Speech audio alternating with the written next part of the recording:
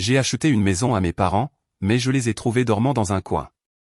Ma belle-sœur a ricané, nous avons besoin de la place pour le bébé, ils ne font que gêner. J'ai sorti l'acte de propriété et j'ai dit, en fait, vous n'êtes pas la propriétaire. J'ai acheté à mes parents une luxueuse maison de retraite pour les remercier de leur sacrifice.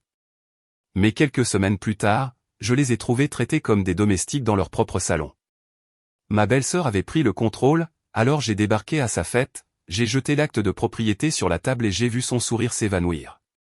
C'est ici que l'histoire commence vraiment, et vous ne voudrez pas manquer ce qui va suivre. Assurez-vous d'être abonné pour la voir jusqu'à la fin. Nous sommes toujours curieux. D'où dans le monde nous regardez-vous tous aujourd'hui? Dites-le nous dans les commentaires. Le sentiment dans ma poitrine n'était pas seulement de la colère. C'était un coup physique. Une chute soudaine et écœurante dans mon estomac, comme si j'avais manqué une marche dans un escalier raide. Je me tenais dans l'entrée de la maison. La maison, la belle maison de maître avec la terrasse enveloppante que j'avais passé les 8 derniers mois à rénover en secret. Et je ne parvenais pas à traiter les données visuelles que mes yeux envoyaient à mon cerveau. J'avais organisé chaque centimètre de cet espace. En tant que décoratrice d'intérieur, ce n'était pas juste un achat.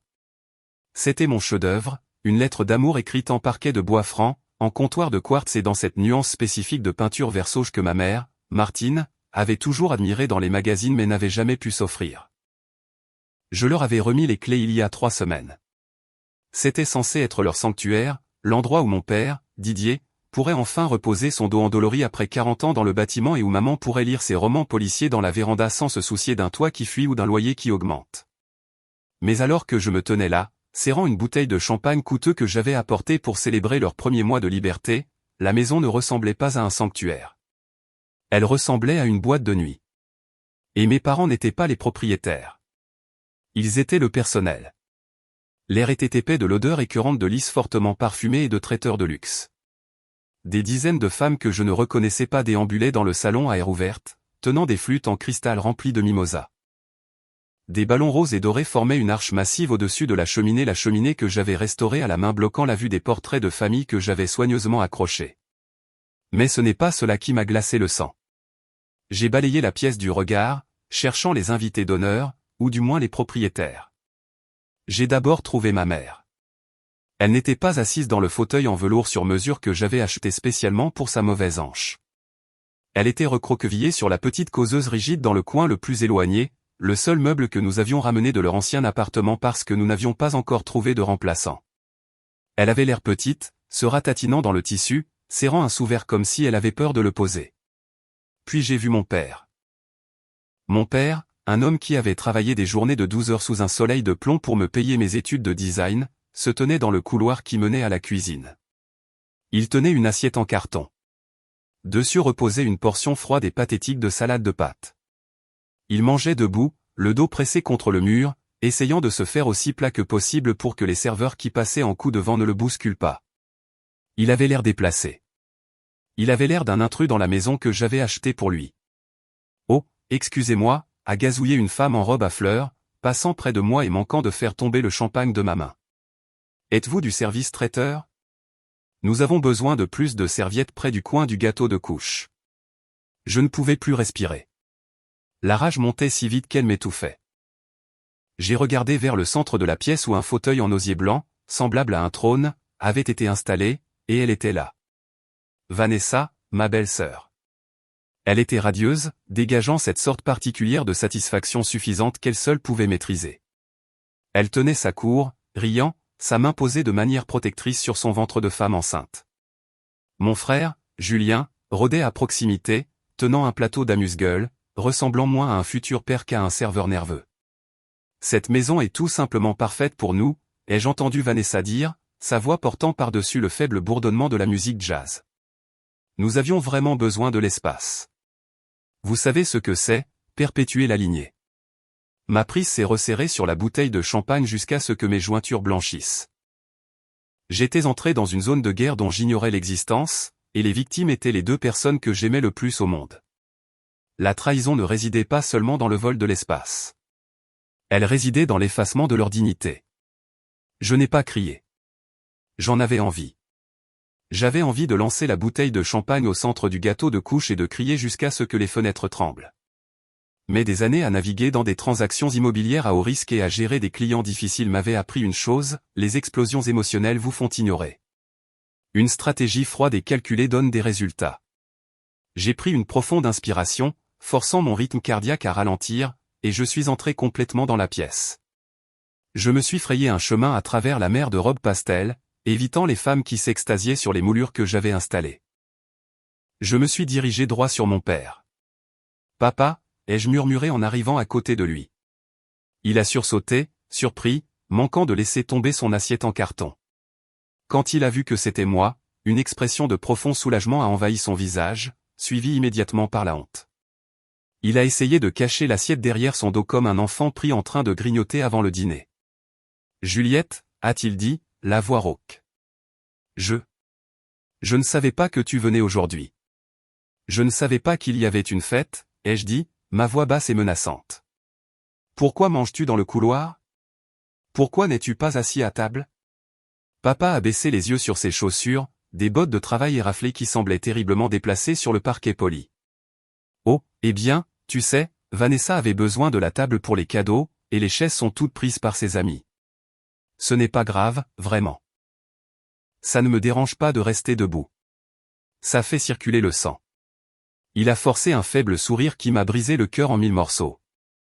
Et maman? J'ai regardé vers le coin. Pourquoi est-elle serrée dans le coin comme un vieux bagage?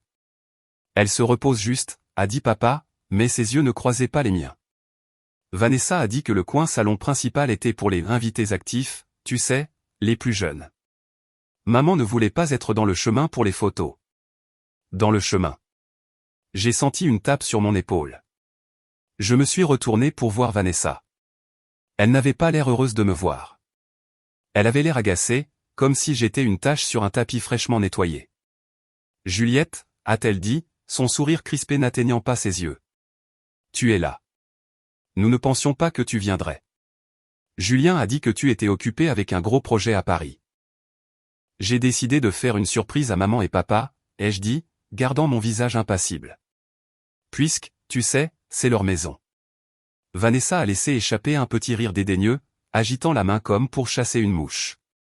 Oh, bien sûr, bien sûr. Mais nous sommes tous de la même famille, non? Et honnêtement, regarde cet endroit. Il criait juste pour un événement comme celui-ci. Martine et Didier n'utilisaient presque jamais le salon de toute façon. Ils préfèrent les coins plus calmes. Ils les préfèrent, ai-je demandé en penchant la tête. Ou leur a-t-on dit de rester dedans? Le sourire de Vanessa a vacillé une fraction de seconde, mais elle s'est vite reprise. Elle s'est approchée, baissant la voix, son ton passant de celui d'une hôtesse à celui d'une conspiratrice. Écoute, Juliette, soyons réalistes. Ils sont vieux. Ils n'ont pas besoin de tout cet espace. Julien et moi, nous construisons un avenir. Nous sommes la famille qui s'agrandit. C'est juste logique que nous maximisions l'utilité de la propriété. Nous avons d'ailleurs discuté de quelques changements pour la chambre de bébé à l'étage. La chambre de bébé? La pièce que j'avais conçue comme un atelier pour la couture de ma mère. Des changements? Ai-je répété, la voix plate. Oui, a dit Vanessa en faisant une légère moue. L'éclairage là-dedans est terrible pour un bébé, et nous devons repeindre. Ce vert sauge est un peu démodé. Nous pensions à un gris doux. J'ai regardé Julien par-dessus son épaule. Il m'a vu le regarder et a immédiatement fait semblant d'être très intéressé par un plateau de mimosa. Il savait. Il savait exactement ce qui se passait, et il laissait faire parce que c'était plus facile que de lui tenir tête. Je vois, ai-je dit. Alors, vous avez emménagé. Nous sommes en transition, a corrigé Vanessa en lissant sa robe de maternité. C'est mieux pour tout le monde. Nous pouvons aider à prendre soin d'eux, et nous obtenons l'espace dont nous avons besoin. C'est gagnant-gagnant. Elle m'a regardé avec une confiance si absolue.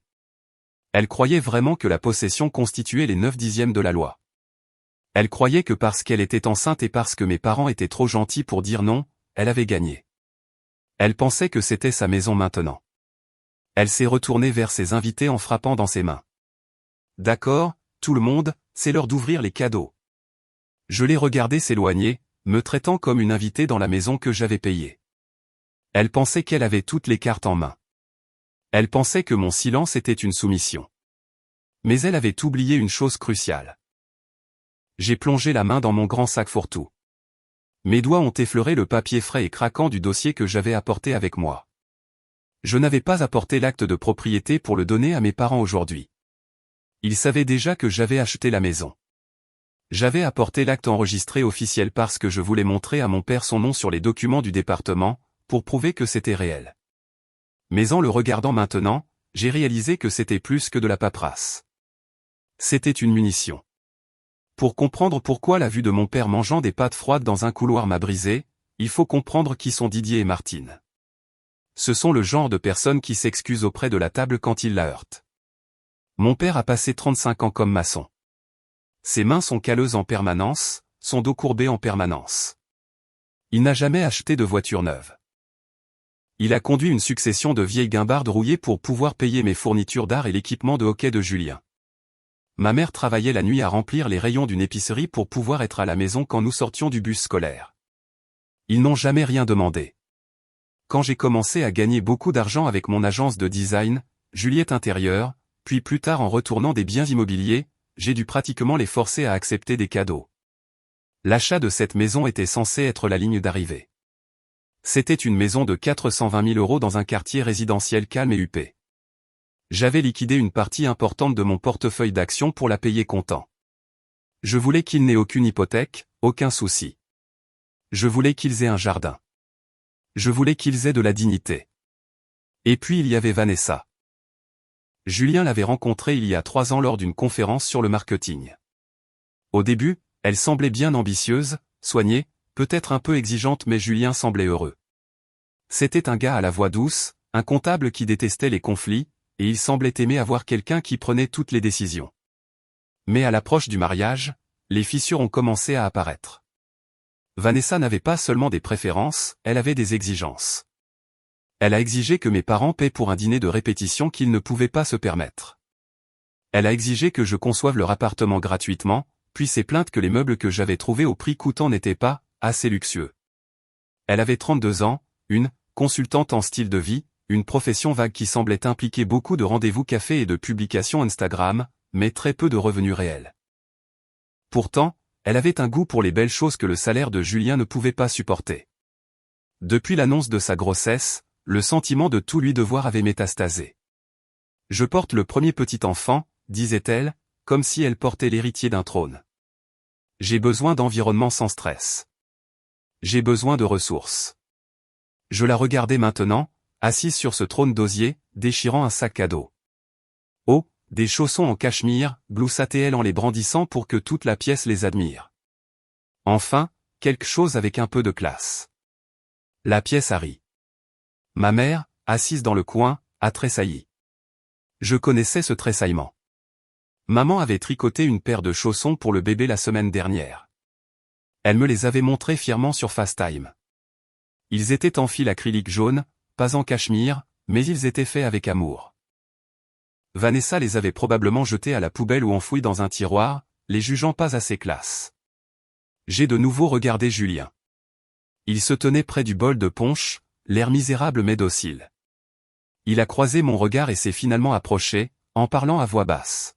« Juliette, s'il te plaît », a-t-il murmuré, ses yeux se tournant vers Vanessa pour s'assurer qu'elle ne regardait pas, ne fait pas de scène. Elle est sous l'effet des hormones.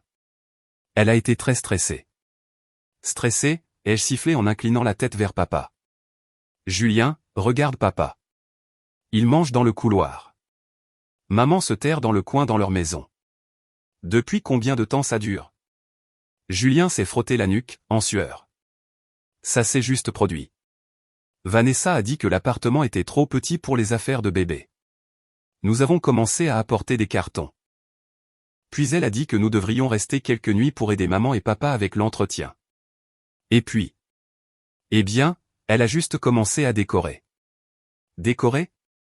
J'ai montré le mur où se trouvait la photo de mariage de mes parents. Elle avait disparu, remplacée par une estampe encadrée qui disait « Boss Bab » en lettres dorées. Elle a enlevé leur souvenir, Julien. Elle a dit que ça jurait avec le thème de la fête, a marmonné Julien. Elle a dit qu'elle la remettrait plus tard. Écoute, laisse-la juste avoir sa journée, s'il te plaît. Pour le bébé. Nous sommes une famille. Nous sommes une famille, ai-je dit, la voix glaciale. Mais je commence à me demander si tu te souviens à quelle famille tu appartiens. Je me suis retourné vers Vanessa. Elle déballait maintenant un moniteur pour bébé de haute technologie. Nous allons installer ça dans la chambre principale, a-t-elle annoncé à la pièce. L'acoustique y est bien meilleure pour le bébé que dans la chambre d'amis. La chambre principale. La chambre de mes parents. C'en était trop. La goutte d'eau n'a pas seulement fait déborder le vase, elle l'a incinéré. Elle ne faisait pas que visiter. Elle les expulsait activement de leurs propres murs. Elle prévoyait de prendre la suite parentale et de fourrer mes parents dans la chambre d'amis, ou pire. J'ai regardé le dossier dans mon sac. J'ai regardé mon père s'essuyer la bouche avec une serviette de cocktail parce qu'il n'en trouvait pas une vraie. J'ai regardé ma montre. 14h15, la fête battait son plein. Parfait. Julien, ai-je dit en m'éloignant de lui. Je ne vais pas faire de scène. J'ai fait une pause, en lissant mon blazer. Je vais faire une correction. Je ne me suis pas précipité au centre de la pièce immédiatement. Cela aurait été la réaction émotionnelle, la réaction d'une sœur défendant son frère. Mais je n'étais pas seulement une sœur en ce moment. J'étais une propriétaire, une investisseuse, et une femme qui savait que dans toute négociation, l'information était la monnaie qui vous faisait gagner. Je devais connaître l'étendue des dégâts. Je dois utiliser les toilettes, ai-je dit à Julien, ma voix faussement calme. Il a semblé soulagé, pensant que je battais en retraite. Oui, bien sûr. En haut. Celle du basson. Eh bien, Vanessa y entrepose les cadeaux supplémentaires. Bien sûr qu'elle le faisait. Je suis passé devant mon père, qui picorait toujours sa salade de pâtes, et je lui ai serré doucement l'épaule. Ne bouge pas, papa, ai-je murmuré. Je suis sérieuse. J'ai monté les escaliers, les marches en chêne que j'avais amoureusement rénovées se sentant solides sous mes talons. Dès que j'ai atteint le palier, le bruit de la fête s'est estompé en un rugissement sourd, remplacé par une autre sorte de tension. L'air ici sentait différemment, plus âcre. Il sentait la peinture fraîche et la malhonnêteté. Je me suis dirigé vers la porte de ce qui était censé être la chambre d'amis, la pièce destinée à mon séjour ou à celui d'autres parents. La porte était ouverte. À l'intérieur, on aurait dit qu'une unité de stockage avait explosé. Des boîtes étaient empilées jusqu'au plafond, toutes étiquetées de l'écriture de ma mère, cuisine, babiole du salon, livre de Didier. Mon cœur battait la chamade contre mes côtes. Vanessa n'avait pas seulement redécoré le rez-de-chaussée, elle l'avait purgé. Elle avait emballé la vie de mes parents et les avait fourrés dans une seule pièce de 10 mètres carrés, se préparant à effacer entièrement leur empreinte des principaux espaces de vie. J'ai continué dans le couloir jusqu'à l'atelier. C'était la pièce la plus lumineuse de la maison, orientée au sud. J'avais fait installer des étagères sur mesure pour la machine à coudre de ma mère et sa vaste collection de tissus. C'était censé être son havre de paix. J'ai poussé la porte. La pièce était méconnaissable. Les murs, que j'avais peints d'un blanc crème et chaleureux, étaient maintenant d'une nuance de bleu layette criarde et appliquée à la va-vite, qui donnait mal à la tête. Les étagères sur mesure que j'avais conçues et payé un menuisier pour installer avaient disparu, arrachées, laissant des trous béants dans le mur de plâtre qui avait été rebouché à la hâte mais non poncé. Au centre de la pièce se trouvait un berceau. Il n'était pas encore assemblé, mais la boîte était appuyée contre le mur. Et dans le coin, poussée agressivement contre la porte du placard, se trouvait la machine à coudre Singer vintage de ma mère. Elle était à l'envers. J'ai senti une bouffée de chaleur derrière mes yeux. Cette machine avait appartenu à sa grand-mère. Mais la preuve irréfutable était la suite parentale. Je me suis dirigé vers le bout du couloir. La porte était fermée. J'ai tourné la poignée et je suis entré. La chambre principale était censée être le refuge de mes parents. J'avais fait des folies pour un très grand lit king size avec une tête de lit capitonné et des draps à haute densité de fils. Le lit était là, mais il était couvert de vêtements qui n'appartenaient certainement pas à Martine ou Didier. Des sacs de créateurs étaient éparpillés sur la couette. Sur la commode, les photos encadrées de ses petits-enfants par mon père, les enfants de mes cousins étaient face contre terre. À leur place se trouvait une rangée de photos d'échographie et une citation encadrée, « Manifeste tes rêves ». J'ai ouvert le dressing. La garde-robe modeste de ma mère avait été repoussée tout au fond, serrée dans un coin sombre. Les 2/3 avant de la tringle étaient remplis des vêtements de Vanessa. Pas des vêtements de maternité, mais toute sa garde-robe, des manteaux de luxe, des robes de soirée, des rangées de chaussures. Ce n'était pas une transition ou un séjour temporaire pour la naissance du bébé. C'était une prise de contrôle hostile. Ils avaient emménagé complètement, et à en juger par les boîtes emballées dans la chambre d'amis, ils étaient dans les dernières étapes de l'expulsion de mes parents de la suite parentale, les reléguant probablement à la petite chambre d'amis que je venais de voir. J'ai sorti mon téléphone. Mes mains tremblaient, non pas de peur, mais de l'adrénaline d'une clarté absolue. J'ai appelé mon avocat, Alain. C'était samedi, mais je payais des honoraires pour une bonne raison. Juliette, a-t-il répondu à la deuxième sonnerie. Tout va bien? Tu es censé célébrer la pendaison de crémaillère. C'est le cas, ai-je dit, la voix d'acier. Alain, j'ai besoin que tu me confirmes quelque chose. Le transfert de l'acte de propriété à la fiducie. C'est finalisé, n'est-ce pas? La fiducie qui me désigne comme unique fiduciaire et mes parents comme bénéficiaires. Oui, cela a été enregistré il y a 3 semaines, a dit Alain, l'air confus.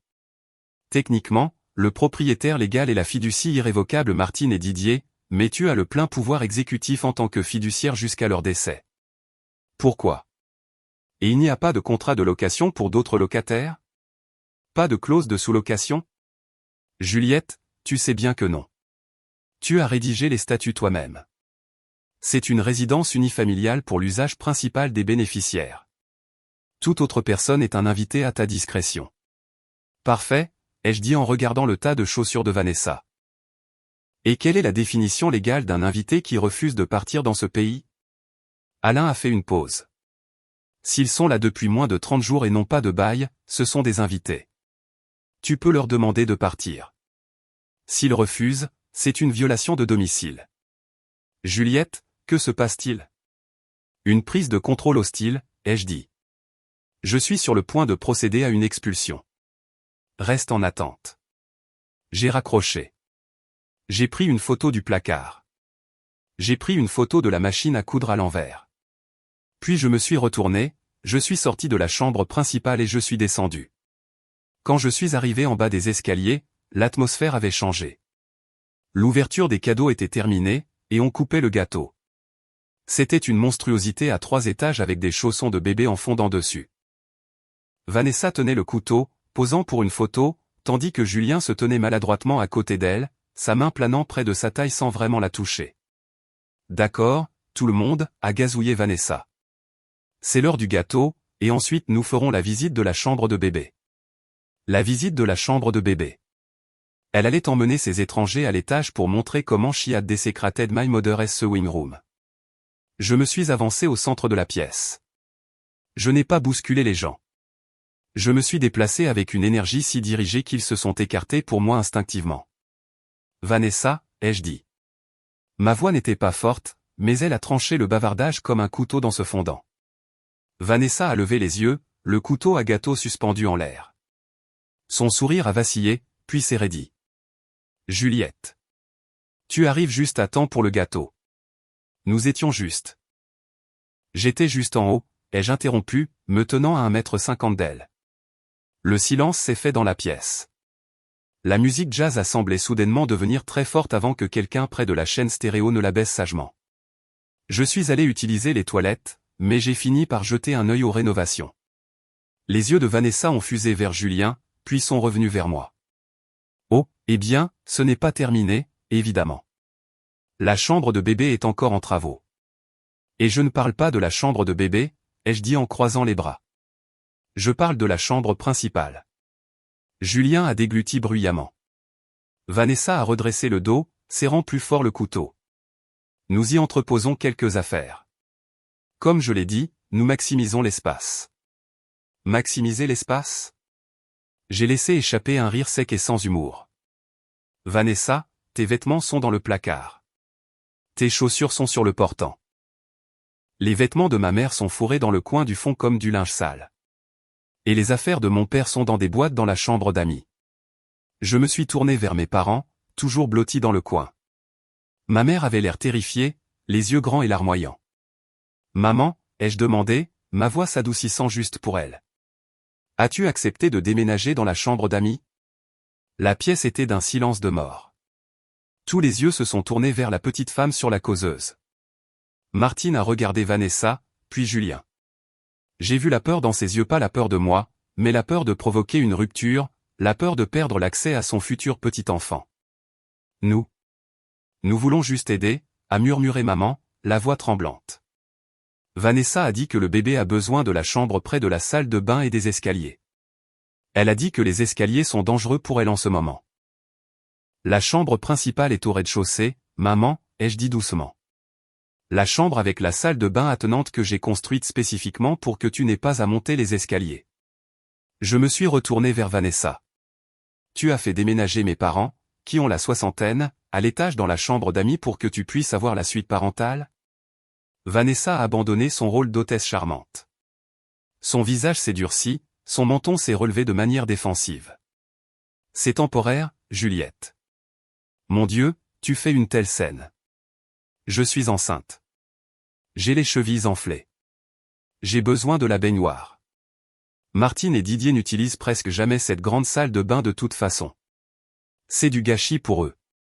C'est leur maison, ai-je dit en articulant chaque syllabe. C'est une propriété familiale, a rétorqué Vanessa, la voix montant. Julien et leur fils. Je porte leur petit enfant. Nous sommes l'avenir de cette famille. Nous avons besoin de soutien. Nous avons besoin d'espace. Qu'est-ce qu'ils vont faire avec 4 chambres? C'est égoïste de leur part de se balader dans cette grande maison alors que nous sommes entassés dans un appartement de 2 pièces. Le mot est resté en suspens dans l'air, égoïste. Elle venait de qualifier mes parents qui mangeaient actuellement de la nourriture froide dans le coin de la maison dont ils étaient propriétaires d'égoïstes. Égoïste? Ai-je répété en m'approchant. Mon père mange debout. Ma mère a peur de s'asseoir sur ses propres meubles. Et tu les appelles égoïstes? J'organise un événement. A crié Vanessa en levant les mains. J'essaie de construire un réseau. J'essaie de mettre en place une vie pour ton neveu. Pourquoi essaies-tu de gâcher ça? Julien, dis quelque chose, a-t-elle crié à son mari. Julien avait l'air de vouloir se dissoudre dans le plancher. Il m'a regardé, ses yeux suppliants. Juliette, a-t-il marmonné. Parlons de ça plus tard. Pas devant les invités. Non, ai-je dit. Nous en parlons maintenant. Parce que plus tard implique qu'il y a une négociation, et je dois être très clair sur le fait qu'il n'y en a pas. Tu es incroyable, a ricané Vanessa en secouant la tête en direction de ses amis, cherchant leur approbation. Quelques femmes ont murmuré leur accord, me lançant des regards noirs.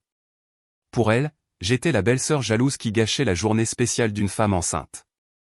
Elle a toujours été comme ça, a dit Vanessa à la foule, créant son propre récit en temps réel. Contrôlante. Jalouse qu'elle n'ait pas de famille à elle. Elle pense que parce qu'elle a aidé avec la décoration, la maison lui appartient. Elle s'est retournée vers moi, ses yeux se plissant. Mettons les choses au clair, Juliette. Julien et moi prenons en charge les paiements. Nous en avons discuté avec Didier la semaine dernière. Nous allons payer l'hypothèque, donc techniquement, ce sera notre maison. Nous leur rendons service en leur enlevant ce fardeau financier pour qu'ils puissent se détendre. Je me suis figé. J'ai regardé mon père. Il fixait le sol, le visage rouge vif. Papa, ai-je demandé, il dit qu'il prenait en charge l'hypothèque? Papa a hoché lentement la tête. Julien a dit. Il a dit que les impôts, l'assurance et l'hypothèque allaient être trop lourds pour nous avec un revenu fixe. Il a dit que s'ils emménageaient, ils paieraient la mensualité. Ça semblait juste. Mon sang n'a fait qu'un tour. C'était la manipulation. C'était l'arnaque. Vanessa, ai-je dit, ma voix dangereusement basse. Il n'y a pas d'hypothèque. Vanessa a cligné des yeux. Quoi? Il n'y a pas d'hypothèque, ai-je répété, plus fort cette fois. Je n'ai pas aidé avec la décoration. J'ai acheté cette maison. Comptant. 420 000 €. J'ai payé les impôts fonciers pour les 5 prochaines années à l'avance. J'ai payé l'assurance en totalité.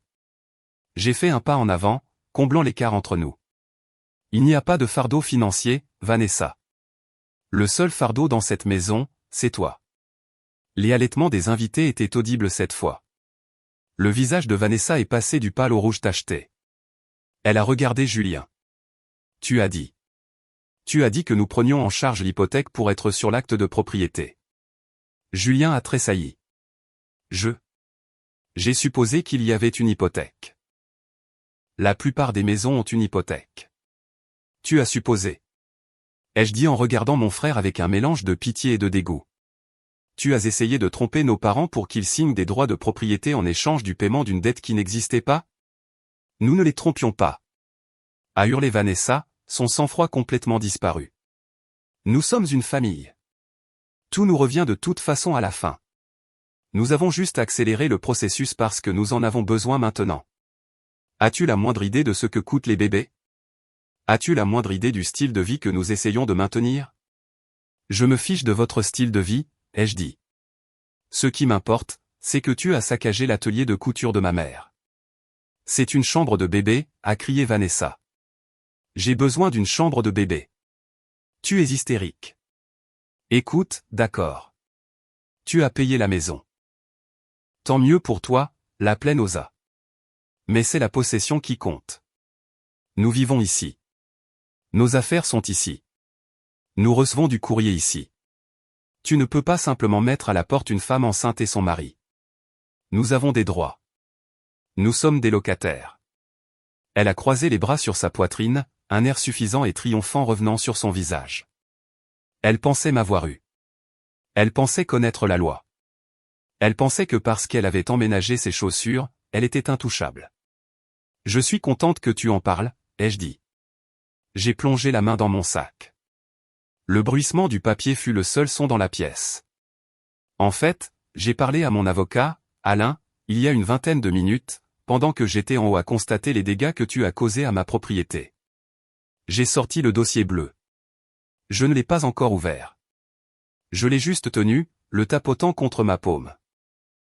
Tu vois, Vanessa, pour être locataire, il faut généralement un bail, ou il faut avoir payé un loyer. Tu n'as fait ni l'un ni l'autre. Selon la loi française, comme vous êtes ici depuis moins de 30 jours, ce que je peux prouver puisque j'ai les messages de Julien demandant le code du portail il y a 3 semaines, vous êtes considérés comme des occupants sans droit ni titre. Le sourire narquois de Vanessa a vacillé. Nous sommes ici depuis. Eh bien, ça semble plus longtemps. Tu ne peux pas prouver quand nous avons emménagé. J'ai les enregistrements des caméras de sécurité, ai-je menti sans sourciller. Je n'en avais pas, mais elle ne le savait pas, et j'ai les reçus datés des déménageurs que tu as engagés. N'essaie pas de me bluffer, Vanessa. C'est mon métier. J'ai ouvert le dossier. J'ai sorti l'acte de fiducie. C'était un document épais, frappé du sceau du département. Ceci, ai-je dit en le brandissant pour que tout le monde puisse voir le tampon doré, est l'acte de propriété. Il désigne comme propriétaire de ce bien la fiducie irrévocable Martine et Didier. Et sais-tu qui est l'unique fiduciaire? Je l'ai regardé droit dans les yeux. Moi. J'ai claqué l'acte sur la table juste à côté du gâteau. Le support en plastique a tremblé. Et en tant que fiduciaire, ai-je dit, ma voix résonnant avec la finalité d'un marteau de juge, je révoque officiellement votre autorisation d'occuper les lieux. Le silence qui a suivi ma déclaration était lourd, suffocant. On aurait dit que tout l'oxygène avait été aspiré de la pièce, ne laissant que l'odeur de parfum coûteux et l'odeur distincte de la panique. Vanessa a fixé l'acte sur la table. Pour la première fois depuis que je la connaissais, elle semblait véritablement incertaine, mais Vanessa était une créature d'ego, et lorsqu'il est acculé, l'ego ne se rend pas. Il attaque. Elle a laissé échapper un rire aigu et incrédule. Il sonnait fragile, comme du verre qui se brise. Tu révoques l'autorisation d'occuper, a-t-elle répété en regardant ses amis comme pour les inviter à partager la plaisanterie. Avez-vous entendu ça? Elle pense qu'elle peut juste nous mettre dehors. Juliette, arrête d'être dramatique. Tu gâches l'ambiance. L'ambiance est déjà gâchée, Vanessa, ai-je dit, la voix posée, car la fête est finie. Tout le monde doit partir. Maintenant. J'ai regardé les invités. Je m'excuse pour le désagrément, mais cet événement est annulé. Veuillez prendre vos cadeaux et quitter les lieux immédiatement. Quelques femmes ont commencé à se déplacer maladroitement, attrapant leurs sacs à main. Le sortilège de l'influence de Vanessa se rompait. Elle sentait le danger, la réalité juridique de ce document posé à côté du gâteau. Personne ne va nulle part, a hurlé Vanessa en se plaçant devant la porte comme un chien de garde. C'est ma fête prénatale. Ce sont mes invités. Tu n'as pas à donner des ordres à mes amis. Elle s'est tournée vers moi, son visage se tordant en un masque de pure méchanceté. Tu es juste jalouse, Juliette. Tu as toujours été jalouse. Tu es une vieille fille seule et amère avec un compte en banque mais pas de vie. Tu achètes des choses pour les gens parce que tu penses que ça achète leur amour. Eh bien, devine quoi? Ce n'est pas le cas. Julien et moi, nous sommes ceux qui sont vraiment là. Nous sommes ceux qui leur donnons un petit enfant. Tu n'es que le portefeuille. L'insulte est restée en suspens dans l'air, cruelle et calculée. J'ai vu ma mère tressaillir dans le coin. J'ai vu Julien se couvrir le visage de ses mains. Mais je n'ai pas bronché. J'ai ressenti un étrange sentiment de calme. Elle venait de montrer à tout le monde exactement qui elle était. Je suis peut-être le portefeuille, ai-je dit doucement. Mais en ce moment, le portefeuille est fermé. Et puisque tu as abordé le sujet de donner des choses à nos parents, parlons de ce que tu avais l'intention de prendre. Je me suis tourné vers les invités, élevant légèrement la voix pour que les femmes du fond puissent t'entendre. Avant de descendre, j'ai vérifié les registres publics sur mon téléphone. Vanessa a mentionné plus tôt qu'il prenait en charge l'hypothèque pour aider mes parents. Mais comme il n'y a pas d'hypothèque, j'ai cherché un peu plus loin pourquoi elle aurait besoin que mes parents signent des papiers. J'ai regardé Julien. Il est devenu blême. Julien, savais-tu que Vanessa a une saisie en attente sur son dossier de crédit et qu'elle essayait de faire en sorte que maman et papa se portent co-emprunteurs pour une ligne de crédit sur la valeur de cette propriété? La tête de Julien s'est redressée d'un coup. Quoi? Non. Elle a dit. Elle a dit que c'était juste des papiers de transfert pour les factures de services publics. Elle a menti, ai-je dit en désignant Vanessa. Elle essayait de tirer parti de la valeur nette de cette maison payée, ma maison payée pour contracter un prêt. Un prêt au nom de maman et papa. Elle ne payait pas leurs factures. Elle prévoyait d'utiliser leur maison comme un distributeur automatique de billets pour financer son style de vie. La pièce a éclaté en chuchotements. Les invités n'étaient plus confus. Ils étaient scandalisés. Tenter de tromper des beaux-parents âgés pour les endetter était une ligne que même la plus arriviste des mondaines savait ne pas franchir. Le visage de Vanessa est passé du rouge au blanc fantomatique. C'est un mensonge. Tu inventes ça. Vraiment?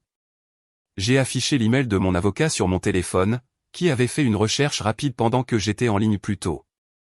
J'ai la demande ici même. Demandeur, Vanessa Leroy. Co-emprunteur, Didier et Martine Leroy. Garantie, propriété résidentielle. J'ai brandi le téléphone. Vanessa s'est jetée dessus, mais j'ai reculé. C'est de la fraude, Vanessa, ai-je dit froidement. Et comme je suis la fiduciaire, je suis la seule à pouvoir autoriser un privilège.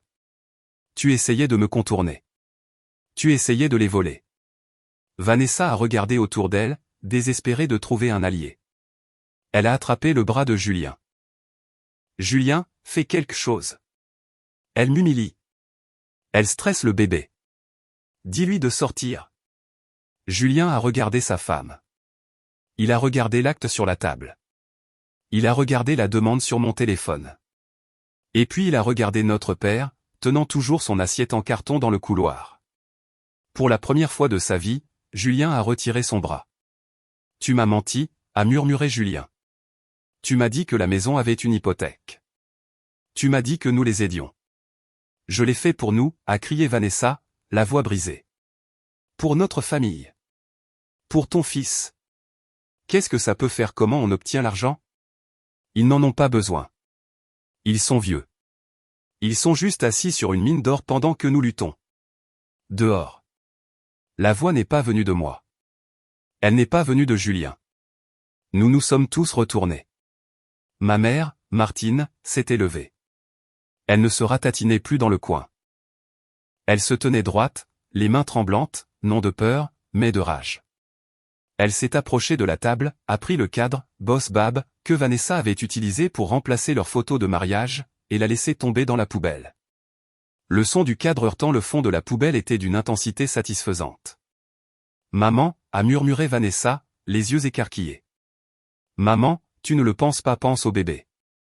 N'utilise pas cet enfant comme un bouclier, a dit maman, sa voix tremblant d'une intensité que je ne lui avais jamais entendue. J'ai élevé 2 enfants dans un appartement d'une chambre en travaillant la nuit. Nous n'avons jamais volé. Nous n'avons jamais menti. Et nous n'avons jamais traité la famille comme des domestiques. Maman a montré la porte, son doigt maintenant stable.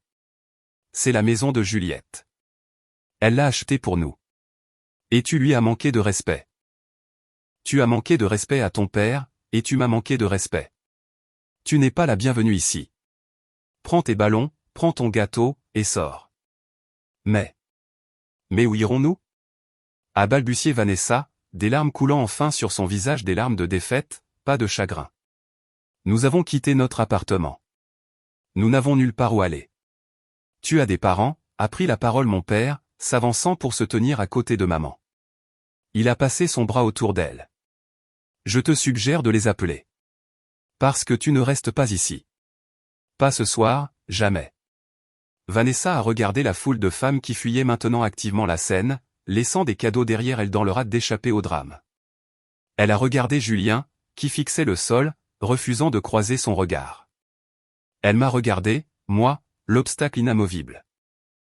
Elle a poussé un cri de frustration, a attrapé son sac à main, et est sortie en trombe par la porte d'entrée, la claquant si fort que les fenêtres ont tremblé. Le silence est revenu dans la pièce, mais cette fois il n'était pas lourd. C'était le silence d'une tempête qui était enfin passée. Les 3 heures suivantes furent un tourbillon d'activité, mais c'était un travail purificateur. Je n'ai pas laissé Julien partir immédiatement. Je l'ai fait aider. Tu vas tout emballer, lui ai-je dit. Chaque vêtement, chaque boîte, chaque décoration qu'elle a mise. Je veux tout dans le garage avant le coucher du soleil. Tu peux louer un camion de location demain pour le récupérer. Julien n'a pas discuté. Il se déplaçait comme un fantôme, les yeux rouges et gonflés.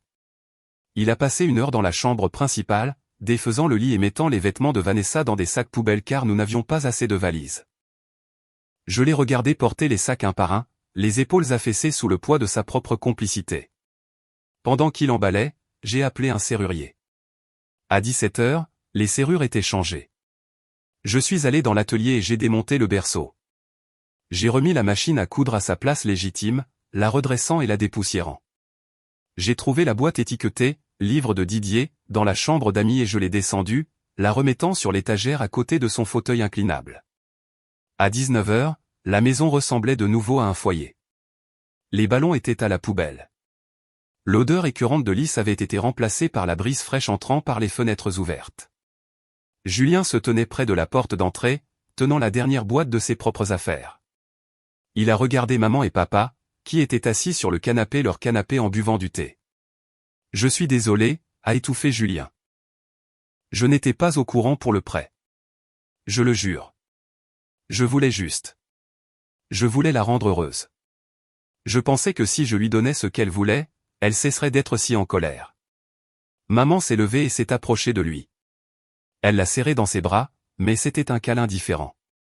C'était le câlin d'une mère qui aime son fils, mais qui est déçue de l'homme qu'il est devenu. L'amour, ce n'est pas donner à quelqu'un ce qu'il veut au détriment de tout le monde, a-t-elle dit doucement. Tu as beaucoup de travail à faire, Julien. Sur toi-même. Et sur ton mariage, s'il reste même un mariage à sauver. Julien a hoché la tête, les larmes coulant. Je vais rester dans un motel ce soir. Vanessa est allée chez sa mère. Je pense que j'ai besoin d'un peu de temps seul. Il m'a regardé. Merci, Juliette. D'avoir arrêté ça. Je ne pense pas que j'aurais pu. Tu aurais pu, ai-je dit sévèrement. Tu ne l'as juste pas fait. La prochaine fois, n'attends pas que ta grande sœur te sauve. Il a hoché la tête et est sorti dans le crépuscule. J'ai verrouillé le nouveau peigne dormant derrière lui. Le son du verrou s'enclenchant était le plus beau son que j'ai jamais entendu. Je me suis retourné vers le salon. Papa était déjà de retour dans son fauteuil inclinable, les pieds en l'air. Maman tapotait le coussin du fauteuil en velours. « Viens t'asseoir, Juliette » a-t-elle dit. Je me suis assise. Pendant un long moment, nous n'avons rien dit. Nous sommes juste restés là, nous réappropriant l'espace par notre présence. Je suis désolé de ne pas te l'avoir dit plus tôt, a finalement dit papa, en regardant ses mains. Nous ne voulions pas t'inquiéter. Nous ne voulions pas provoquer de dispute entre toi et ton frère. Papa, ai-je dit en me penchant pour prendre sa main rugueuse et calleuse. Ce n'est pas vous qui avez causé ça. C'est eux. Mais promets-moi quelque chose. Promets-moi que tu ne laisseras plus jamais personne te traiter comme un invité dans ta propre maison. Pas même la famille. Je le promets, a-t-il dit en serrant ma main. Et Juliette, a ajouté maman, une lueur malicieuse revenant dans ses yeux. On peut repeindre l'atelier en blanc? Ce bleu est vraiment affreux. J'ai ri. C'était un rire authentique et franc qui a libéré toute la tension de la journée. Oui, maman. Nous pouvons le peindre de la couleur que tu veux. J'irai chercher le matériel demain. 3 mois plus tard, la maison est enfin parfaite. La peinture vert sauge est de retour sur les murs. Le jardin est en fleurs. Quant aux retombées, elles ont été rapides et brutales pour Vanessa. La tentative de fraude avec la ligne de crédit sur la valeur de la maison était une étape de trop. Quand ses parents ont appris qu'elle avait été expulsée et avait essayé de nous tromper, ils l'ont accueillie, mais à des conditions strictes. Elle vit maintenant dans leur sous-sol, apparemment très humiliée par le manque de luxe. Julien a demandé le divorce 2 semaines après la fête prénatale. Il s'est avéré que l'arnaque à l'hypothèque n'était pas le seul secret financier qu'elle gardait. Il vit actuellement dans un studio, suit une thérapie et reconstruit lentement sa relation avec nous. Il vient le dimanche tondre la pelouse pour papa, non pas parce qu'il le doit, mais parce qu'il le veut. J'ai rendu visite à mes parents hier. Quand je suis entré, maman était dans son atelier de couture, le soleil entrant à flot par-dessus son épaule pendant qu'elle travaillait sur une courte pointe. Papa était dans le salon, endormi dans son fauteuil inclinable avec un roman policier sur la poitrine. Ils n'étaient pas des invités. Ils n'étaient pas des domestiques. Ils étaient les propriétaires. Et en les regardant, paisibles et en sécurité, j'ai su que chaque centime, chaque dispute et chaque seconde de cette confrontation en avait valu la peine. J'avais acheté la maison avec de l'argent, mais j'avais sécurisé leur foyer avec la vérité. Et c'était un investissement qui porterait ses fruits.